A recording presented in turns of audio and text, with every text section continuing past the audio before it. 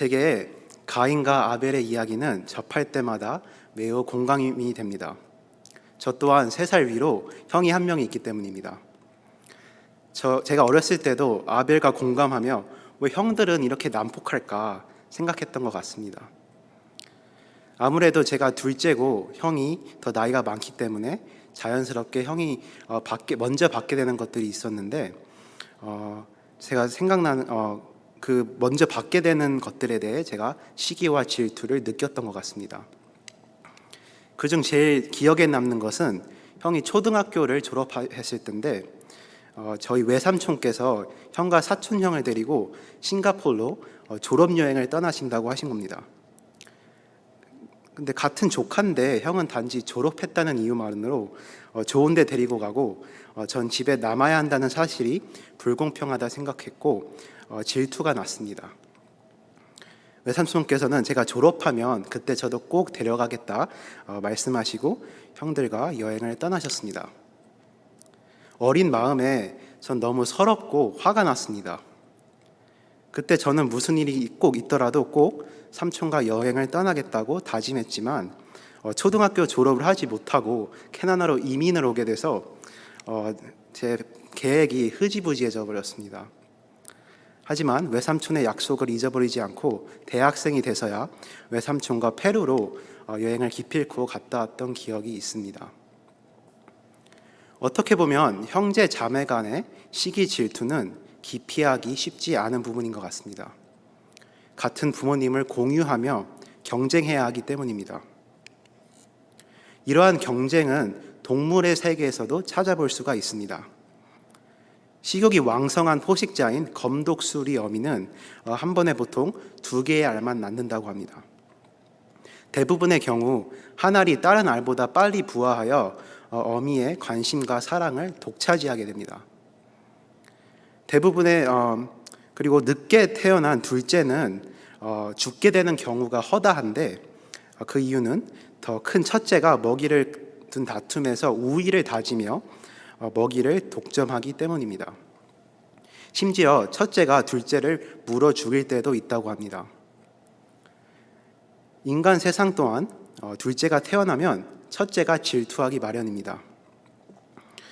그래서 태어나서부터 온전히 받아왔던 부모님의 사랑과 관심이 분산될 수밖에 없기 때문이죠. 그래서 요즘은 둘째가 태어나면 부모님들이 첫째의 질투를 방지하기 위해서 선물을 준다고 합니다. 둘째가 태어나면서 가지고 오는 선물이라고 말이죠. 오늘 본문에서 또한 자신의 동생인 아벨을 질투하는 가인을 만나게 됩니다. 그리고 가인은 하나님의 경고에도 불구하고 그의 질투로 인해 동생을 죽이는 처참한 죄를 저지르게 됩니다. 21세기 경쟁의 사회를 살아가고 있는 저희에게 하나님께서 질투로 화가 난 가인에게 주시는 경고는 우리에게도 주시는 경고인 것 같습니다.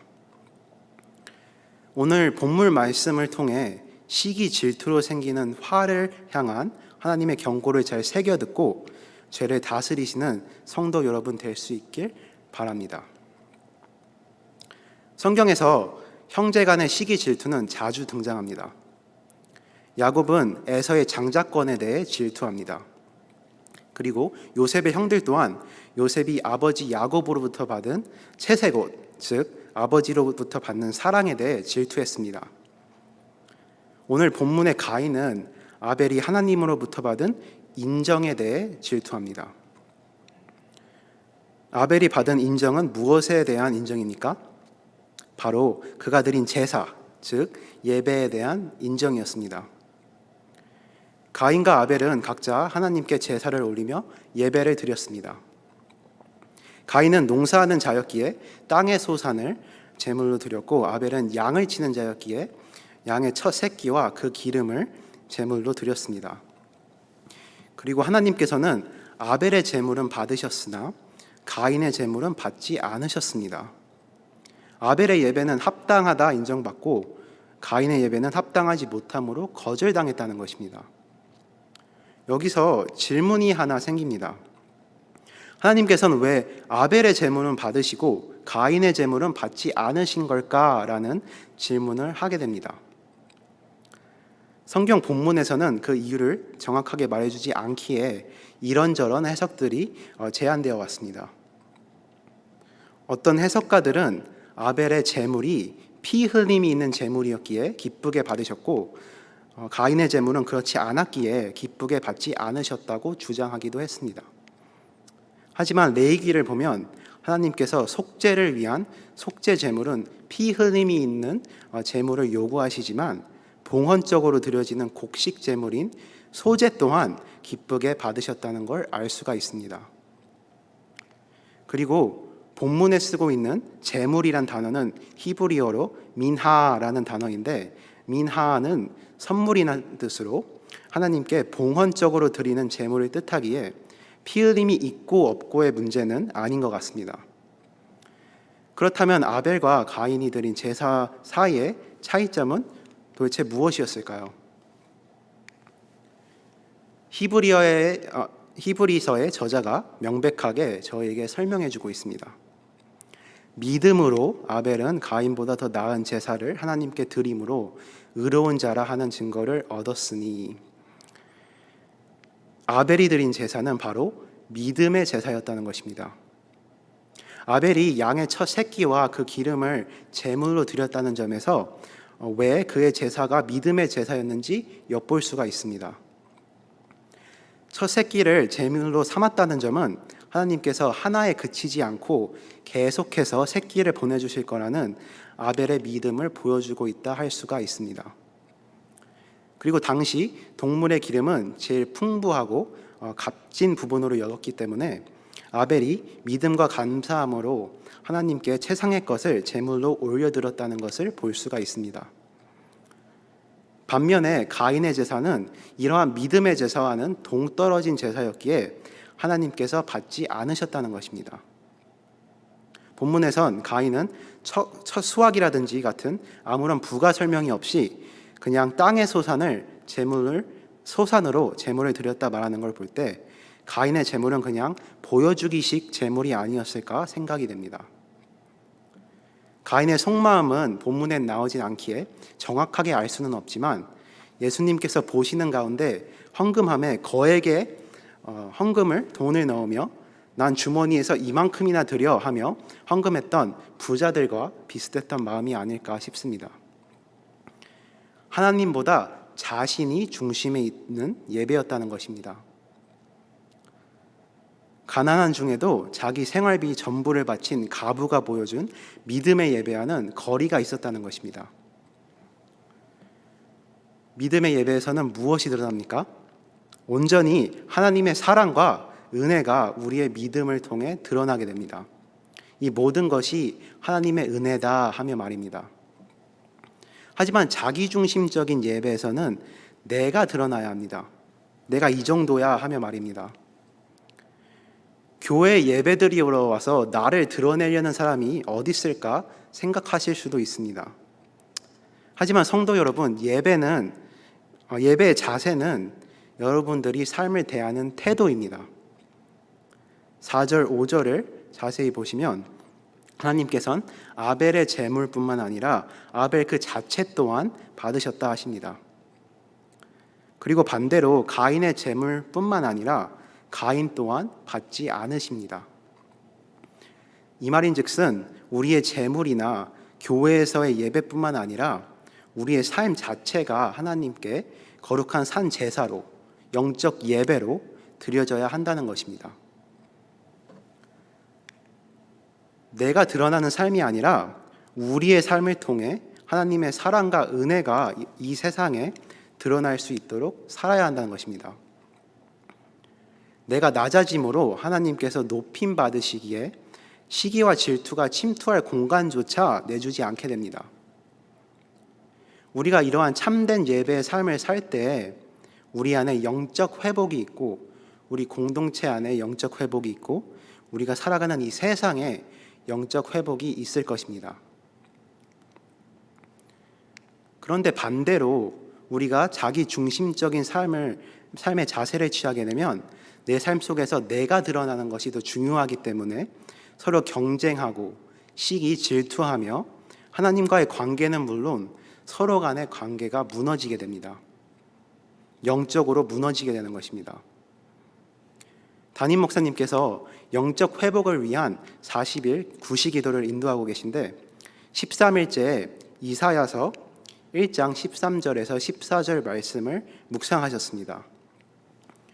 헛된 재물을 다시 가져오지 말라. 분향은 내가 가증히 여기는 바요. 월삭과 안식일과 대회를 모이는 것도 그러하니 성회와 아울러 악을 행하는 것을 내가 견디지 못하겠노라. 내 마음이 너희의 월삭과 정한 절기를 싫어하나니 그것이 내게 무거운 짐이라. 내가 지기에 곤비하였느니라. 헛된 예배, 영적 회복이 없는 예배는 하나님께 오히려 무거운 짐이 된다 하십니다. 가인의 재물은 하나님께 짐으로 다가왔고 하나님께서는 그 재물을 거부하시며 가인 또한 받지 않으십니다. 야구를 보면, 제가 야구를 참 좋아하는데요, 삼진 아웃이라는 룰이 있습니다. 타자가 스트라이크 존에 들어오는 공을 한 번 못 찼다고 아웃당하지는 않습니다. 스트라이크 족, 즉 경고를 3번 받게 돼야지만 아웃 처리가 됩니다. 타자에게는 3번의 기회가 주어진다는 것입니다. 일상생활에서도 경고 2번까지는 봐줘도 3번이면 삼진 아웃이다 라는 말을 종종 쓰곤 합니다. 하나님께서 가인에게 주시는 첫 번째 스트라이크는 가인의 자기중심적인 예배의 자세입니다. 삶의 자세입니다.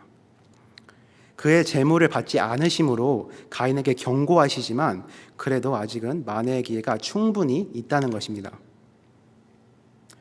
하지만 문제는 가인은 자신이 경고를 받았다는 것을 인지조차 하지 못합니다. 5절을 보시면 하나님께서 아벨과 아벨의 재물을 받으시고 가인과 가인의 재물은 받지 않으시자 가인이 몹시 화나여 안색이 변하였다고 말하고 있습니다. 하나님께서 그와 그의 재물을 받지 않으셨기에 회개를 해도 모자랄 판에 가인은 오히려 화를 냈단 것입니다. 왜냐하면 모두들 잘 아시듯이 사람은 거절을 쉽게 받아들이지 못하기 때문입니다. 그 거절이 아무리 정당해도 말입니다. 최근에 한국 여자 배구팀이 올림픽에서 큰 활약을 펼치며 인기몰이를 했는데요. 저도 7, 8학년 때 학교 배구팀에서 활약을 했던 적이 있습니다. 제 기억으로는 평균 이상은 했던 것 같습니다. 저는 세터 포지션에서 뛰었었는데 코치 선생님께서 너 정도 실력이면 하이스쿨 팀에서 세터로 뛸 수 있을 거다 하셨기에 큰 기대감을 가지고 9학년 때 하이스쿨 배구팀 선발 테스트에 참가하게 되었습니다. 다른 초등학교 배구팀에서 뛰었던 애들이 다 모이게 되다 보니까 한 50명은 됐던 것 같은데 선수 선발은 한 12명 정도밖에 하지 않았습니다. 1차, 2차, 3차 테스트를 하며 합격 명단을 줄여 나갔는데 전 제 실력을 뽐내며 마지막 테스트까지 살아남았습니다. 마지막 테스트를 살아남게 되면 이제 배구팀에 선발이 되는 것이었습니다. 하지만 마지막 테스트가 끝나고 다음날 아침에 떨리는 마음으로 그 합격 명단을 보러 갔을 때 저는 매우 실망하게 되었습니다. 저는 제 눈을 믿을 수가 없었습니다. 바로 제 이름이 없었던 것입니다. 순간 저는 저를 떨어뜨린 코치 선생님께 매우 화가 났습니다. 마지막에 2명이 떨어졌는데 저랑 다른 중국인 친구여서 이건 인종차별 아닌가까지 생각했던 것 같습니다. 지금 생각해보면 제가 키가 그렇게 크지도 않았고 그쯤에서 떨어질 실력이 맞지 않았나 싶습니다. 제가 실력에 비해 자만했던 것이죠. 하지만 그 당시에는 너무 분했고 비이성적으로 생각했던 것 같습니다. 가인 또한 자신과 자신의 재물이 하나님께 태자를 맞자 화가 났다는 것입니다. 자기 중심적 예배의 자세를 가졌던 가인은 자기가 드러나야 될 판에 오히려 하나님께 거절당하고 자신이 아벨과 비교되어 버리니 화가 날 수밖에 없었던 것입니다. 자기 중심적인 삶의 자세는 불만과 질투심을 유발하며 화를 부르게 됩니다. 그리고 6절을 보시면 하나님께서 가인에게 두 번째 경고를 내리십니다. 여호와께서 가인에게 이르시되 내가 분하여 함은 어찌 됨이며 안색이 변함은 어찌 됨이냐 하고 말씀하십니다. 가인의 첫 번째 스트라이크가 자기 중심적 예배였다면 하나님께서 가인에게 주시는 두 번째 스트라이크는 가인의 불만과 질투심으로부터 나오는 분노, 화입니다. 화의 위험성은 여러분들도 익히 알고 계실 거라 생각됩니다. 한국어로 화는 활활 타는 불을 사람의 감정에 비유하는 말입니다. 히브리어 원문에 사용된 단어인 하라 또한 화로 타오르다, 화가 붓다라는 의미를 가지고 있다고 합니다. 영문권에서도 burn with anger 이라는 표현을 자주 사용하곤 하는데 화를 불과 비교하는 것은 만국 공통어인 것 같습니다. 불은 한번 붙게 되면 걷잡을 수 없이 매우 빠른 속도로 주변의 것들을 집어삼키며 재조각으로 태워버립니다. 우리가 화를 낸다는 것은 우리 자신을 불지피는 것과 다르지 않습니다. 우리 자신에게 피해를 주는 것뿐만 아니라 우리 주변에 있는 사람들에게도 피해를 줄 수 있다는 것입니다. 하지만 불 자체가 나쁜 건 아니듯이 화라는 감정 자체가 나쁘다고 할 수는 없는 것 같습니다. 불을 잘 제어할 수 있을 때 아주 유용한 도구가 되듯이 우리도 화를 잘 제어할 수 있을 때 그 감정을 유용하게 사용할 수도 있다는 것입니다. 여러 연구 결과에 의하면 잘 절제된 화는 체력을 늘려줄 수 있고 창의력을 향상시키며 누군가와 협상하거나 직면하는 것을 더 잘할 수 있게 해준다고 합니다. 하지만 우리는 우리 안에 화를 이해하고 절제한다 보기보단 오히려 그 화에 휩쓸리고 잠식되어 버려 주변 사람들에게 그 화가 그대로 전달되도록 하게 되는 경우가 더 많은 것 같습니다. 코로나로 인한 스트레스로 인해 많은 분들이 화라는 감정에 더 쉽게 휩쓸리게 되고 특히 가족들에게 후회할 만한 행동과 말들을 했던 것을 경험했을 거라 생각됩니다. 예수님께서 또한 화의 위험성을 마태복음 5장 산상수훈을 통해 말씀하고 계십니다. 옛사람에게 말한 바 살인치 말라.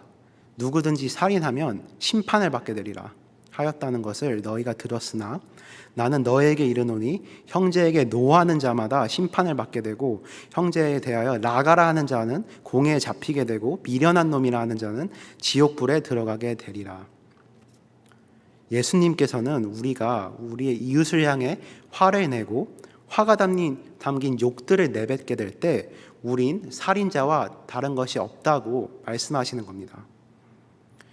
우리의 이웃들을 향한 화는 하나님께서 창조하시고 귀하게 여기시는 존재를 하대하며 부정하고 아프게 하며 해치는 행동이란 것입니다. 우리가 화를 다스리지 못할 때 우린 눈이 멀게 되고 폭력적으로 변한다는 것입니다. 그리고 예수님께서 이어서 말씀하십니다. 그러므로 예물을 제단에 드리다가 거기서 내 형제에게 원망 들을 만한 일이 있는 줄 생각나거든 예물을 제단 앞에 두고 먼저 가서 형제와 화목하고 그 후에 와서 예물을 드리라. 우리 안에 누군가를 향한 화를 가지고 드리는 예배는 하나님께서 받지 않으실 예배라는 것입니다. 우리 안에 화가 있다는 것은 우리가 올바른 예배의 자세를 갖지 않고 있다는 것을 증명하기 때문입니다. 그러므로 첫 번째 스트라이크인 올바르지 못한 예배의 자세를 고치려면 일단 두 번째 스트라이크인 하나님 혹은 이웃들을 향한 화를 먼저 다스리고 처리해야만 한다는 것입니다. 이것이 바로 하나님께서 두 개의 스트라이크를 받은 가인에게 바라셨던 것입니다. 그가 그의 화를 다스리고 올바른 예배의 자세로 돌아오는 것을 원하셨던 것입니다. 바로 이 회개를 위해 하나님께서는 가인이 화가 났을 때 곁에 서서 경고해 주시는 것입니다. 하나님께서는 가인이 그의 화를 직시하고 왜 자신이 화가 났는지를 생각해 보며 그가 올바른 예배의 자세를 가지지 못했다는 사실을 인지하고 회개하도록 가인을 부르시고 계신 것입니다. 그리고 7절을 보시면 선을 행치 아니하면 죄가 문에 엎드려 있느니라. 죄가 너를 원하나 너는 죄를 다스릴지라 라고 하나님께서 이어서 경고하십니다. 하나님께서는 사태의 심각성을 가인에게 얘기해 주려 하고 계신 것입니다. 지금 가인의 선하지 못한 행보대로라면 죄가 문에 엎드려 가인을 멸망하고 있다는 것입니다.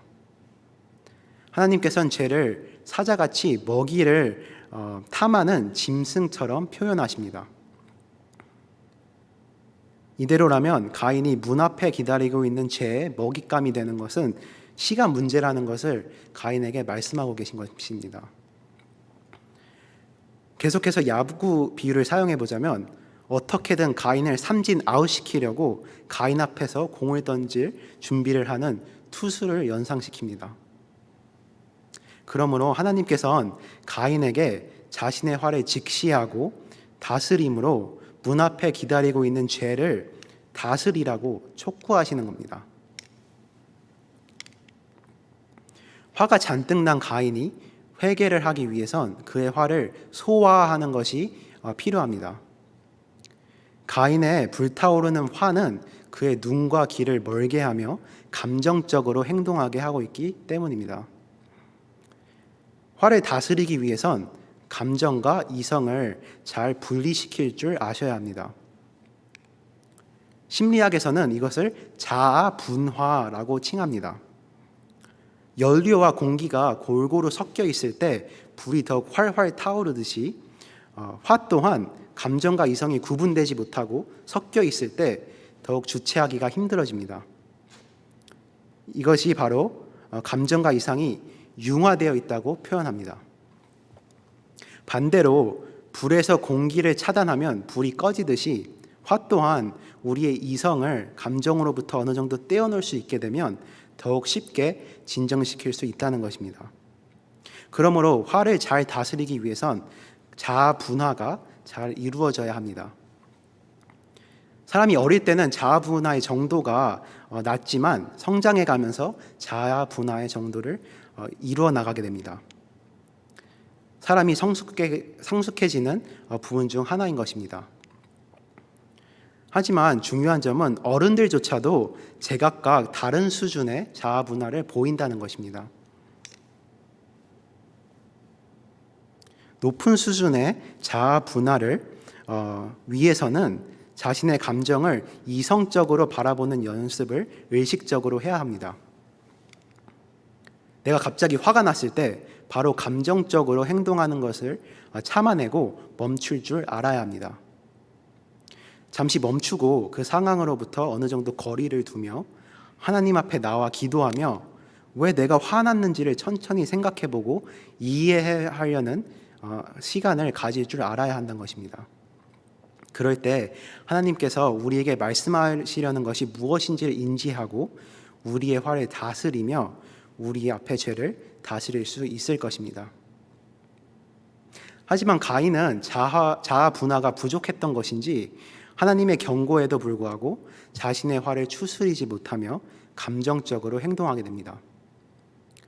하나님께 아무런 대꾸도 없이 그대로 아벨을 불러 그들이 들에 있을 때 가인은 아벨을 쳐 죽이고 맙니다. 홧김에 가인은 그의 하나뿐인 동생을 죽이는 참혹한 죄의 결과를 낳게 됩니다. 가인은 불만과 질투심으로부터 나온 자신의 화에 못 이겨 넘어서는 안 될 선을 넘고 만 것입니다. 생명을 주시고 가져가시는 것은 오직 하나님의 영역이기 때문입니다. 바로 이 홧김에 저지른 살인이 가인의 세 번째 스트라이크입니다. 가인은 몇 번의 돌아설 기회가 있었음에도 하나님께서 그 기회를 주셨음에도 기꺼이 죄에 잡아먹히고 만 것입니다. 하나님께서는 10절에 나오듯이 아벨의 피소리가 땅에서부터 호소함으로 무슨 일이 벌어졌는지 이미 알고 계셨지만 가인을 부르시며 아벨이 어디에 있느냐 물으십니다. 하나님께서는 가인이 그가 저지른 일을 그대로 고백하고 용서하길 마지막으로 바라셨던 것 같습니다.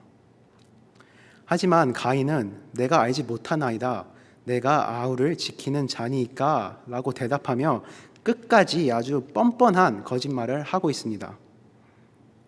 가인은 자기 동생을 죽였음에도 불구하고 마음이 굳어져서 끝까지 자신의 죄를 부정하고 회피하고 있는 것입니다. 타자들이 삼진 아웃을 당했을 때 심판들한테 항의하는 경우를 종종 볼 수가 있는데요. 가인은 완전하신 심판자 앞에서조차 그의 심판에 대해 굴복하지 못한 것입니다. 이 죄가 무서운 것은 죄가 우리의 눈을 어둡게 하며 우리를 전능하신 하나님 앞에서 뻔뻔하게 만들어버린다는 점입니다.